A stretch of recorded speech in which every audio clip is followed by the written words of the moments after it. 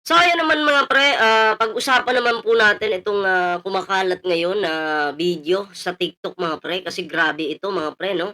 Ah, Ayon dito sa video mga pre 'no, BBM viral na sa social media dahil sa isang bata, okay. Kasi dito sa videong ito mga pre, yung daliri po ng pangulo ay, nakahawak po dito sa bata. Okay, bata minor po. So, pinapalabas po, ng, nag-post ay, naghihipo daw po ang pangulo dito sa minor de edad na bata. So, ngayon po aalamin natin kung ito po ba ay totoo o hindi. Kasi meron pong video mga pre, naku po! Oo, may video. So, siyempre tayo po ay sa katotohanan lang naman, 'no, tingnan natin yung video at ipapakita ko po sa inyo yung video mga pre. I-a-analyze po natin ngayon, okay. Yung video na 'to, kung totoo ba yung, kanilang pinapakalat ngayon, kalat po ito sa TikTok mga pre, grabe. Kalat po sa TikTok na pinapalabas po ng nag-post at sinakyan naman po ng iilan na totoo daw. Okay, ang tanong, totoo po ba o hindi? So aalamin po natin. Kasi grabe na po ito 'no, palala po ng palala itong mga, video ngayon na lumalabas po sa social media. Grabe. Oo, so anyway, bago po tayo magtuloy-tuloy, 'yan kung bago pa lang dito sa ating YouTube channel, huwag kalimutang mag-like, share, and subscribe para naman po maging updated kayo sa lahat ng mga uploads natin, ayan. So, eto na nga mga pre, ano, papanood ko po sa inyo yung video at bigyan po natin ng, reaksyon, 'di ba, opinyon. I-analyze po natin mga pre, kasi para sa akin mga pre, imposible naman na eto, para sa akin, imposible naman na ang pangulo manghihipo. 'Di ba? Napakatino po ng ating pangulo tapos papalabasin manghihipo. So tingnan natin yung video, magkakaalaman tayo ngayon mga pre, 'di ba? Tsaka ako, kung ikaw ay gusto mong manghipo, 'di ba, siguro naman, ang gumagawa lang 'yan, mga Duterte lang siguro. Pero siyempre dahil, dinidiin niyo si PBBM, bigyan natin ito ng reaksyon mga pre, ha? Yung mga manyakis nga diyan, yung mga manyakis na mga vloggers, alam ko may mga manyakis na vloggers diyan, marami diyan. Marami akong kilala diyan, ha? Hindi nga nila magawang manghipo sa 'pag may naka-video sa kanila, ha? Nakukuha niyo yung punto ko. Tapos ngayon, papaparatangan niyo yung pangulo na eto'y nanghihipo tapos sa harapan talaga ng kamera, 'di ba? Masisira yung pangalan niya diyan. At alam ko hindi gagawin ng pangulo 'yan. Kahit nga yung mga manyakis hindi gagawin 'yan sa harapan ng kamera kasi masisira sila, 'di ba? So eto po yung video mga pre. Pakita ko po sa inyo yung video. Ayan po yung ating pangulo, okay. Yan po, si PBBM. At, kasama niya po dito, karamihan mga nanay at mga bata. Okay, kita naman po sa video. Okay? And then, si PBBM nakaupo po, umagit na sa dalawang bata. Okay? Yung isa lalaki, yung isa babae. And then, eto po yung pagmamasdan natin ngayon, itong, kamay. Okay? Itong kamay ng pangulo dito. Kasi nakakapagtaka mga pre, eto video, explain muna natin bago natin na i-play yung video. Nakakapagtaka na ang kamay ng pangulo umabot dito. Para, 'di ba? Parang bakit ba? Bakit ba umabot yung kamay ng pangulo diyan? Mahaba ba yung kamay ng pangulo? Imposible naman 'yan, no? 'Di ba? Pero dito sa kabila naman, nasa balikat lang ng bata. Okay? So eto na. Panoorin po natin yung video. Okay? At i-analyze po natin. Pagmasdan niyo po, Viral ngayon sa social media si Pangulong Bongbong Marcos at marami nga ang bumatikos sa kanya dahil sa viral video na kasama niya ang isang bata. At ngayon nga ay kalat na ito sa Facebook at Twitter. Ayon kasi sa ilang netizen, mapapanood nga at makikita na hinipuan di umano ni BBM ang bata na katabi nito matapos hawakan ni BBM ang inaharap ng bata. Ayon sa nagbahagi nito, iginigiit nga mali ang ginawa ni BBM. Anya, trigger warning. Pagmastang mabuti ang daliri at mukha ng hayop na sabog sa dugang pangulo ng 31M. Lawyers for Lenny, DDS, pakinggan nyo, VP Sara, Sir Rafi Tulfo, anyone, please do something. This is beyond disturbing. Hindi daw sinasadya ang gitara sa maselang bahagi ng katawan ng bata. Pero sa video na ito ang first part. Makikita nyo ang dahan-dahang pagbaba ng kamay ni BBM papunta sa gitnang bahagi ng katawan ng bata. Makikita nyo din ang pagsikot, paglaki ng mata ng bata. Makikita daw yung paglaki ng mata ng bata. Okay? Bakit yan yung nag-play? Okay, hindi naman yun yung kailangan natin. Ayan. Okay. Ayan. So, yan po si PBBM. Yung kamay daw po, nandito. Kita nyo naman, yan yung kamay. Imposible naman kung i-imagine natin, nakaganyan na sa bata yung kamay. AI po ba ito o hindi? Yan yung aalamin natin ngayon. Ha? Kasi kalat na po yung AI ngayon at madali na lang po gumawa ng ganito. Kasi imposible po, kung kamay ito ni PBBM, kung hindi po ito AI, imposible na nakaganyan pa talaga yung kamay ni PBBM dito sa ibaba ng bata. Tapos kung titingnan natin, ito yung kamay papunta dito. 'Di ba? So, kung i-imagine natin, sobrang haba na ng kamay, 'di ba? Pero pwede rin namang hindi po ito sinasadya ng Pangulo kasi alam niyo naman yung ating Pangulo, mapagmahal po sa bata, 'di ba?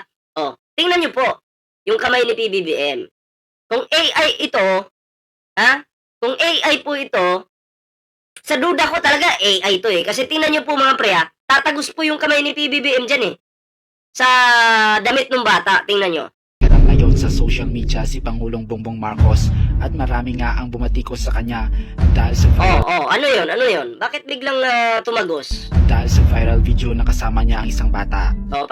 Tingnan niyo Marami nga ang bumatikos sa kanya dahil sa viral ayan Marcos at marami nga ang bumatikos sa kanya.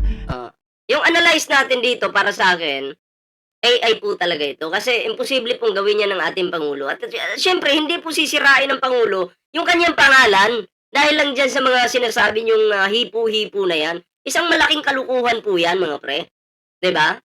At kung titingnan niyo po yung shadow, AI po talaga. 'Di ba? So, syempre, sino ba naman si Ballpoint Man? Hindi naman expert sa AI yan. Si Ballpoint Man, yung iba sa inyo, pwedeng maniwala, pwedeng hindi, 'di ba?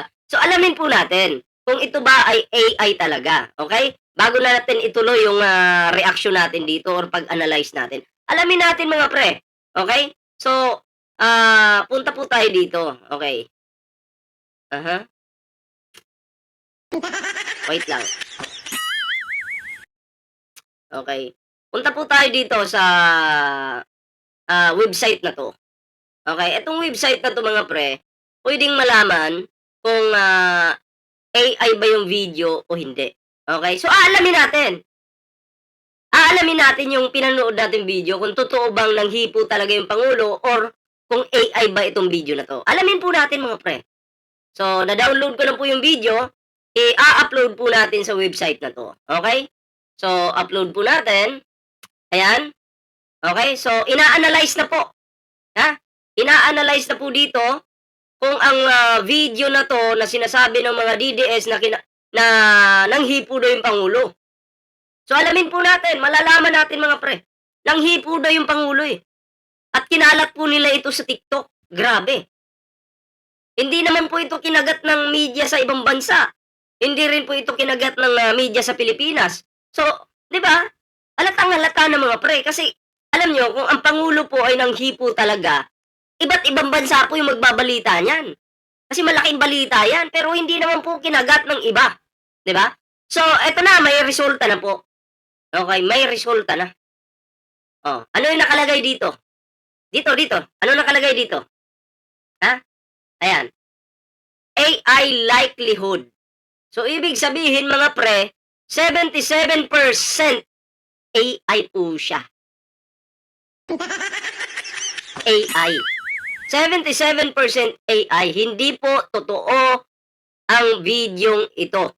Maaari, maaari po na totoo yung larawan. Kasi ngayon, meron na tayong, high-tech na yung panahon ngayon Yung simpleng picture ninyo ngayon, pwedeng pagalawin yan Diba? Totoo po yan. Simpleng picture ngayon, pwedeng pagalawin. Halimbawa, nakatayo ka lang, ginamitan mo ng AI yan. May larawan ka, nakatayo ka lang, ginamitan mo ng AI yan. Sasayaw yan 'Di ba? Oh, sasayaw po 'yan. Eto malamang sa malamang, malamang sa malamang mga pre, etong, videong ito, eto, pakita ko sa inyo, malamang sa malamang, picture lang po 'yan. Tapos, pinagalaw nila. Naniniwala ako na larawan po ito, pero ang larawan kasi ngayon puwedeng pagalawin, eh, 'di ba? Tapos yun yung pinapakalat nila, nasasabing nanghipo daw si PBBM ng minor de edad. Grabe, ang bastos naman ng mga 'to, 'no?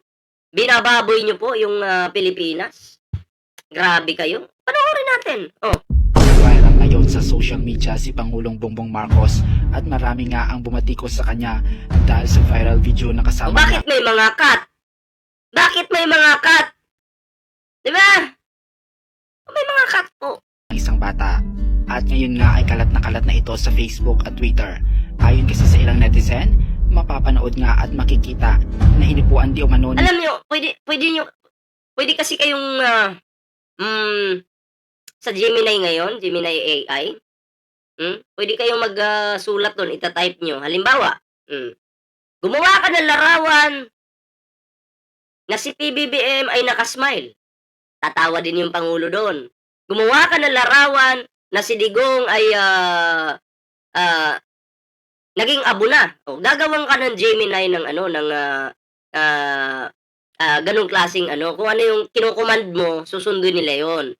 So, dito naman nakita ko larawan lang po ito, tapos pinagalaw nila para, masira yung pangulo na kunyari dito kasi sa bidyong ito parang nanghihipo, eh. Pero halatang-halata po na AI talaga, 'di ba? So, lahat po gagawin nitong mga Duterte na 'to para lang masira ang pangulo. Nitong mga DDS na 'to para masira yung pangulo. Kasi dito po mga pre, uulitin ko, ayan 77% AI likelihood. 'Di ba? AI. Ang nag-analyze nito, ayan yung nag-analyze nito, eh ano na, kumbaga, etong website na 'to, 'di ba? Oh, eto classification. Oh, AI. Oh, 'di ba? Video analysis. Eto video analysis tayo, oh. Eto, video analysis 97%, oh. AI probability 97%, classification, AI, confidence high. Oh, 'di ba? Audio analysis 56%, classification. So yun po, overall, 77% ay fake po yung video. Hindi po siya edited, pero AI po siya. Oh, ano na? Paano na mga dides? Wala na. Oh, paano na yan? Mga dides! Mga mahihinang DDS, mga mahihinang nilalang. O, diba? Ayan. May napindot yata tayo. O, diba? So, wag po kayo magpapaniwala sa mga kumakalat sa ano. Wag niyo pong gayahin si Ruben Padilla na yung mga AI na kumakalat sa TikTok, pinapatulan niya. Oh. Katulad dun kay Mandarahog ba yun?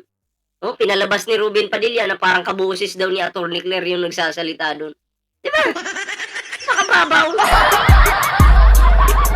Wala talaga tong inyong senador mga pre, no? Lahat, alam nyo, lahat po gagawin nitong mga kulto na to, nitong mga sumusuporta sa mga kulto, para lang po pabagsakin si PBBM.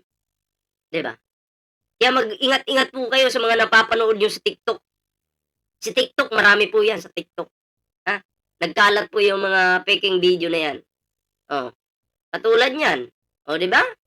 O, panoorin pa po natin ang huli. Panoorin natin pang huli. Viral ngayon sa social media si Pangulong Bongbong Marcos at marami nga ang bumatikos sa kanya. Yan kung talagang kung may utak kayo, i-analyze nyo. Hindi po gagawin ng Pangulo yan sa harapan ng kamera. Kasi kasiraan niya yan, eh. Ano ba kayo? Nag-iisip ba kayo? Hindi po gagawin yan ng Pangulo sa harapan ng kamera. Dahil ang Pangulo po natin ay matino, may prinsipyo, mahal ang mga bata, siyempre, maka-Pilipino. Di ba? Ngayon, alam nyo na. Alam nyo na ngayon. Ha? Kaya sa mga nadali ng video na to, na uto, alam ko, karamihan ng mga nauuto, mga DDS eh. Ngayon, alam nyo na. Ha? Next time, wag tatanga-tanga ha. Wala kasi. Tanga-tanga kasi yung iba. Grabe. Basahin natin yung mga comment. May mga comment dito oh my God, ano ba yan? Grabe mga comment nila. Anong ginagawa ng simbahan kaya di ako nagsisimba? Demonyo ka. Kaya di daw siya nagsisimba. Tanga-tanga talaga. Hindi nyo nababasa dyan. Ako na lang, hindi nyo nakikita dyan. Ako na lang nagbabasa dito. Karamihan dito, mga uto-uto, mga nagko-comment. Di ba? Ang daming na uto. Grabe. Sino bang sino ba yung dito, nagpakalat ng video na to? Okay? Tingnan po natin ha kung sino yung anong account yung nagpakalat ng video. Si Tom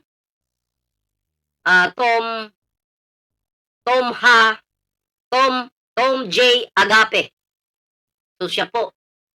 'Di ba? Halos mga post niya dito puro pag-atake sa administrasyon. So wala puro po negatibo, puro paninira yung ginagawa. So alam na, 'di ba? Alam na. Gusto lang nilang sirain si PBBM.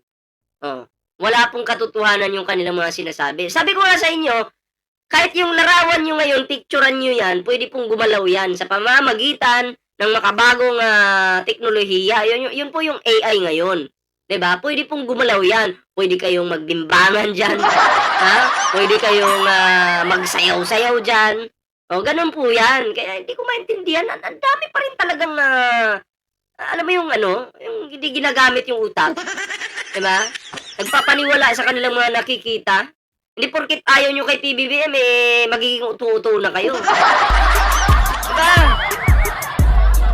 So, lahat po ito, lahat po ng ito ay, lahat po ng video ito ay paninira lang po. Lahat. Puro negatibo po. Ha? Yung kanyang mga post dito. Kita nyo yung mukha, Mukha pa lang, Hindi naman pagkatiwalaan, Parang ng kulangot. Diba? Kaya mag-isip-isip po yung mga magpapakalat pa ng fake news dyan. Baka madali kayo, yari kayo. Katulad dito mga comment na to. Di ba? Negatibo lahat. Puro po paninira. Ay PBBM. I hate BBM but I don't see anything wrong. Kasi parang di sadya. Yun, DDS to yung nag-comment. So medyo kahit pa paano may utak pa to. Ayan kapwa niyo DDS para hindi daw sinasadya. Pwede. Pero kung pagbabasihan natin ito, AI po siya. 'Di ba? Pero kung papaganahin niyo yung utak niyo, i-analyze niyo ng maayos, pwede nga naman na hindi sinadya. Okay? I-save niyo yung video kasi mawawala yan bigla, sabi ni Samantha na bobo. Isa pang tanga. Diyos na bahala dyan, nakakahiya talaga. Sabi ni Jonel Pascual, di ba? Dinamay pa yung Diyos. Ito pa, basahin natin to. Kailangan na agad magpa-drug test ang Pangulo dahil hindi na normal ang mga kilos. Taong bayan, ipa-drug test natin ang Pangulo. Hindi natin alam, safe pa ba ang Pilipinas? Punta ka sa Malacanang, pa-drug test mo.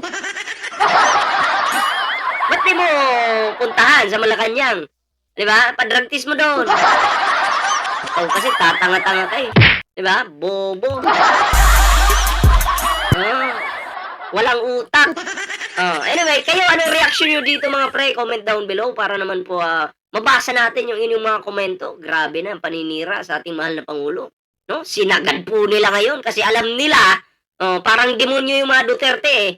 Alam kasi ng mga Duterte na malapit na yung panahon nila. Kaya ginagalingan nilang mga DDS ngayon, ginagalingan nilang manira. Diba? So kayo, anong reaction nyo sa video ito? Comment down below. Siyempre, no, bago po tayo magtapos sa video natin ngayon, ayan, kung bago ka pa lang dito sa ating YouTube channel, huwag kalimutang mag-like, share, and subscribe para naman po maging updated kayo sa lahat ng mga uploads natin. Ayan, siyempre mga pre, huwag niyo kalimutang kalimbangin yung ating bell button dyan, mga pre. May TikTok po tayo, may Facebook. Ayan, magkita-kita po tayo dyan at mag-follow na po kayo dyan. Ayan so, share this video para kumalat po ito mga pre. Kasi grabe po, seryoso po ito mga pre Seryoso pong usapin to kasi pinapalabas na po nilang masama talaga ang ating mahal na Pangulo. Hindi na po ito basta-bastang paninira. Talagang nagle-level up po sila. Pagkatapos sa pulburon video, ngayon may hipo issue na naman. Diba mga kupal? Mga bobo, tatanga-tanga. Deserve nyo yan. Deserve nyo murahin. Diba? So kayo, comment down below anong reaction nyo. Ako po'y magpapaalam muna pansamantala. Ingat po lahat at magandang araw, magandang tanghali, magandang umaga, magandang hapon, magandang gabi po sa inyo lahat. Ingat po lahat.